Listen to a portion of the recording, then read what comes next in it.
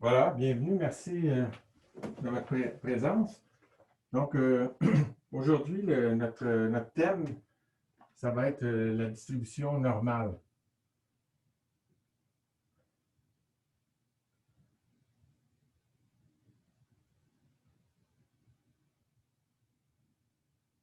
Ou est aussi connue sous le nom de la gaussienne,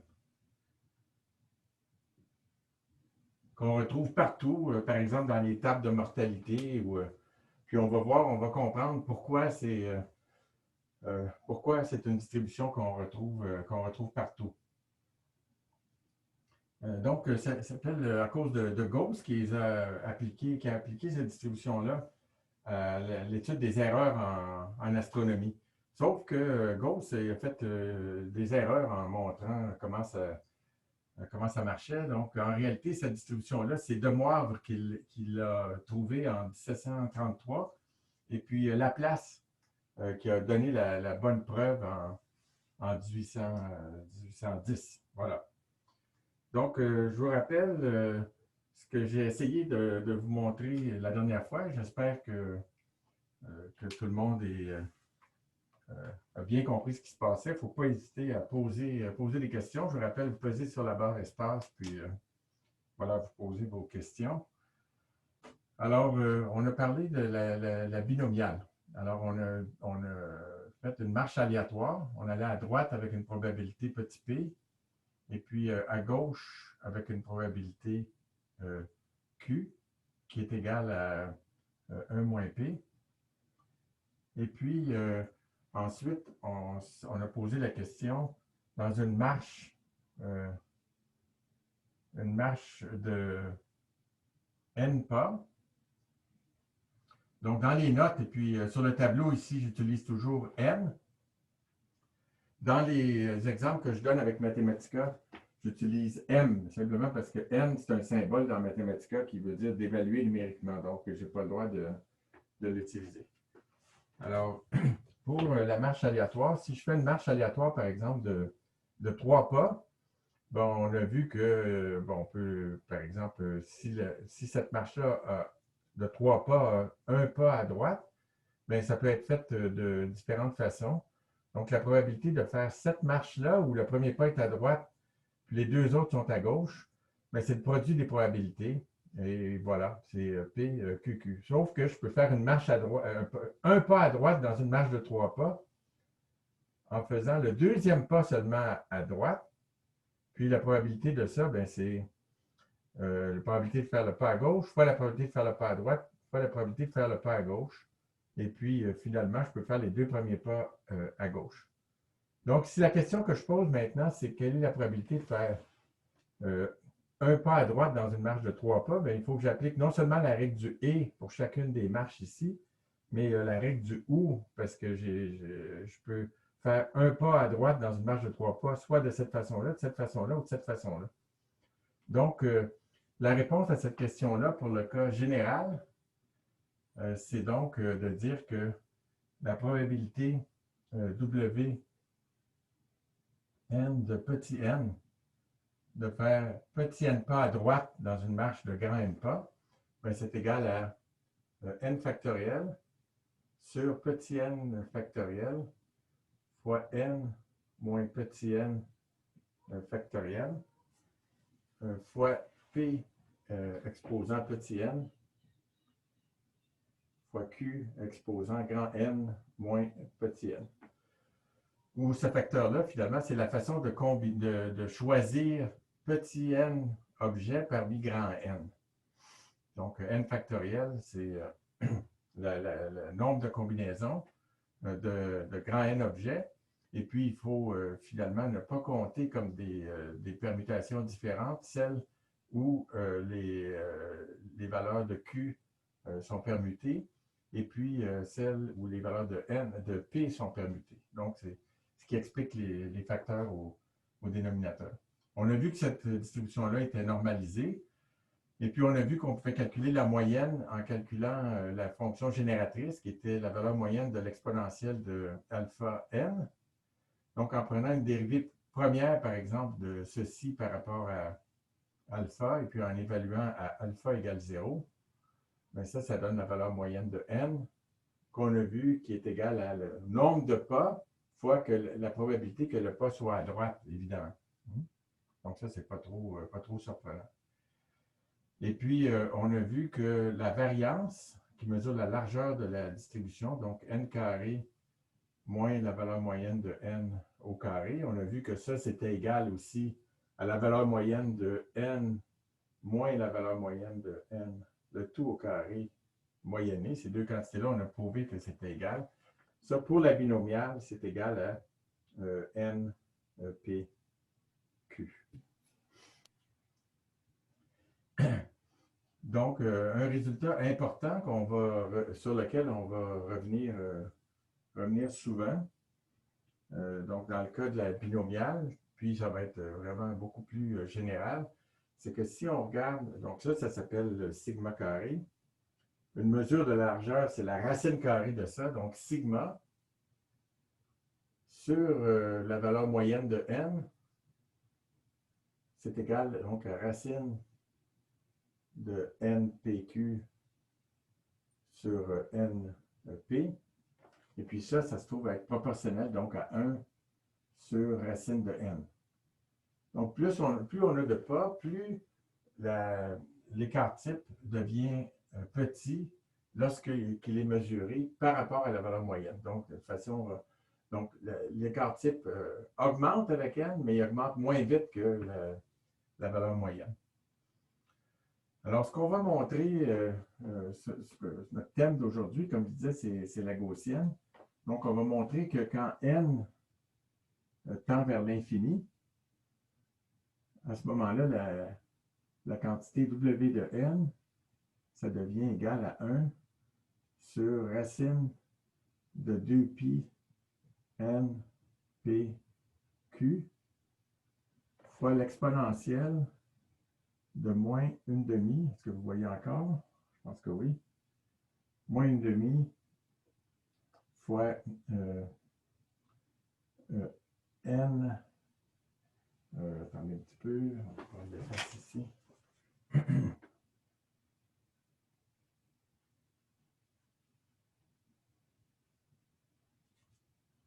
1/2 de n moins la valeur moyenne qui est np, le tout au carré, divisé par npq.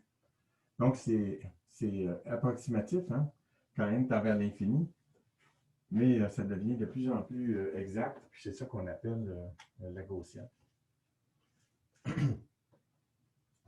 Donc, là, je vais vous faire regarder une vidéo où j'ai montré comment est-ce qu'on passe de cette quantité-là ici, la binomiale, ici, à cette quantité-là qui est la gaussienne. Et puis l'idée, donc, c'est la suivante, c'est que si on regarde la binomiale Wn de petit n en fonction de petit n, lorsque n est très très grand, bien, ça ressemble à quelque chose comme ça, qui devient de plus en plus piqué. Donc, on va essayer de faire un développement, finalement, autour du maximum. Sauf qu'on ne veut pas faire une série de Taylor directement. Pourquoi? Bien, je vais prendre un des termes ici, juste le p à la puissance n, disons. Et puis, disons que p à la puissance n, je veux faire un développement autour de la valeur du maximum. Donc, à ce moment-là, ça serait égal, hein, si je fais une série de Taylor directement, ça serait égal à P fois la valeur au maximum, n max, plus dp à la puissance n, dn évalué à n max, fois delta n. Donc, ça, c'est égal à P, n maximum, c'est np, hein, plus dp dn, ça va être n fois p à la puissance n moins 1 fois delta n. Et puis ça, ben, c'est égal à P exposant MP plus NP fois exposant, fois NP, qui est donc la N, c'est ça ici, fois P exposant NP moins 1 fois delta N, la déviation par rapport à la valeur au maximum. Mais ici, j'ai P, puis j'ai le moins 1 ici, donc ça peut disparaître. Et puis ça devient P à la NP plus N fois delta N fois P à la NP. Alors, vous voyez que ça ne marche pas du tout parce que N tend vers l'infini ici. D'accord? Donc, ce n'est pas une bonne idée de faire ça. Par contre, je peux développer le logarithme de P. Hein, je vous rappelle que ça va être des choses importantes. On va utiliser les logarithmes souvent. Le logarithme de P exposant N, c'est égal à N fois le log de P. Donc, maintenant, on peut, comme la déviation delta N va être petite par rapport à la valeur de N, bien là, on va pouvoir faire un développement du logarithme de cette quantité-là. Donc, on va développer le logarithme de ceci, puis ensuite, on va reprendre l'exponentielle. Hein, je vous rappelle une autre identité très importante dont on va se servir souvent, c'est la suivante. C'est que, donc ça, c'est pas une bonne idée. C'est pas mauvais, mais c'est juste pas une bonne idée. Ce dont on va se servir souvent, c'est que l'exponentielle du logarithme naturel de x, c'est égal à x. D'accord? Voilà. Donc, ici, quand on va prendre le logarithme, pour cette quantité-là, ça va être simple. Une autre propriété des logarithmes dont on va se servir tout le temps, hein, je vous demande de bien vous souvenir de ça, parce que ça va revenir souvent. Le log de A fois B, c'est égal au log de A plus le log de B. D'accord? Où A et B sont des nombres réels positifs.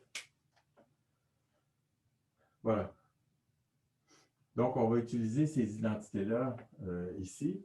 Puis, on va utiliser le fait que le logarithme de n factoriel pour n grand, il y a une bonne approximation qui s'appelle l'approximation de Stirling. Si vous allez dans les notes à la fin, dans les annexes, il y a une preuve rigoureuse de l'identité de la formule de Stirling qu'on va utiliser souvent. Mais ici, je vais juste... ici, on ne l'approuvera pas, on va juste s'en servir. Je vais juste vous donner un argument approximatif de pourquoi ça marche. Donc, Monsieur, est-ce que vous m'entendez bien? oui, je t'entends. Ben là, vous avez parlé du développement de PN, là, mais peut-être que vous l'avez dit. Vous avez sûrement dit, là, mais j'ai pas écouté, peut-être. Là. Pourquoi c'est pas bon, ce développement-là? Pourquoi... C'est pas bon parce qu'à cause de ça ici. C'est-à-dire que, tu vois, le premier terme de la série Taylor est très grand. Aucune série. Donc, la question, je répète la question parce que vous l'avez, je ne sais pas si tout le monde l'a comprise. Donc, la question, c'est pourquoi ce développement-là, c'est directement, plutôt, pourquoi on ne peut pas développer directement plutôt que de développer le log comme on fait ici? Mais la raison, c'est que si on fait une série de Taylor, il faut que les corrections soient petites. Hein? C'est-à-dire que j'ai le premier terme, puis il faut que donc, si j'ai f de x en série Taylor autour de x0, bien ça c'est f de x0 plus df dx évalué à x0 fois x moins x0. Puis si ce terme-là ici est beaucoup plus grand que celui-là, bien la série ne marche pas. La série, c'est une approximation polynomiale. Donc, il faudrait que je prenne beaucoup d'autres termes ici pour que ça finisse par marcher. Si n est grand. Alors que si je développe le logarithme directement, bien là, le delta n, il est petit par rapport à n, donc ça va marcher. Est-ce que ça répond à la question? Oui. Ça va? Est-ce que tout le monde est satisfait? OK. Donc, je reviens à la formule de Stirling.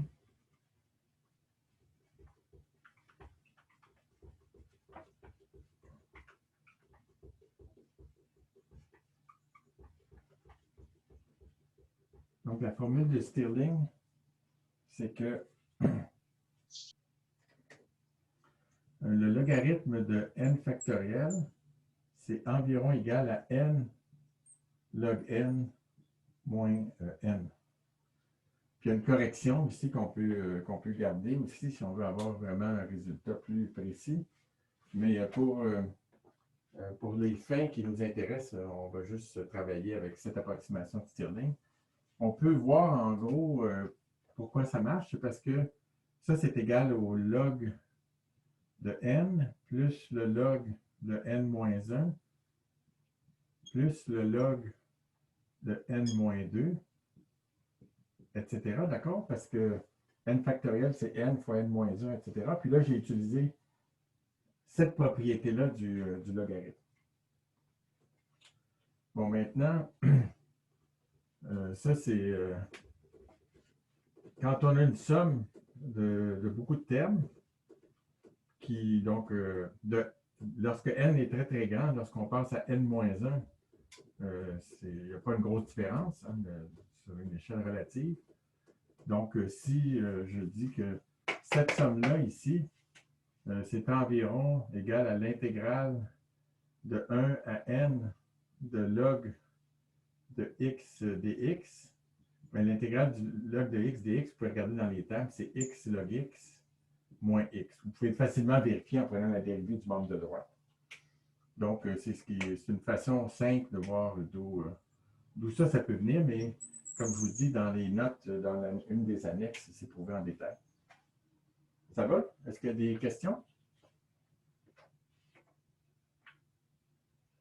Donc, j'espère que vous avez Moodle ouvert.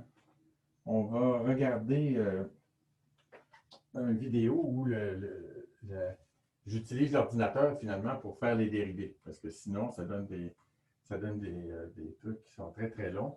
Donc, l'idée, encore une fois, je vous rappelle, ça va être de faire un développement du logarithme de cette quantité-là.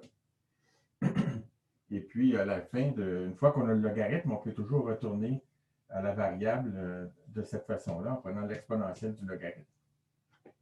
Ça marche? Donc, les vidéos durent 6 minutes. Alors, je vais vous envoyer regarder ça, 6 minutes. Puis ensuite, je vais répondre à vos questions.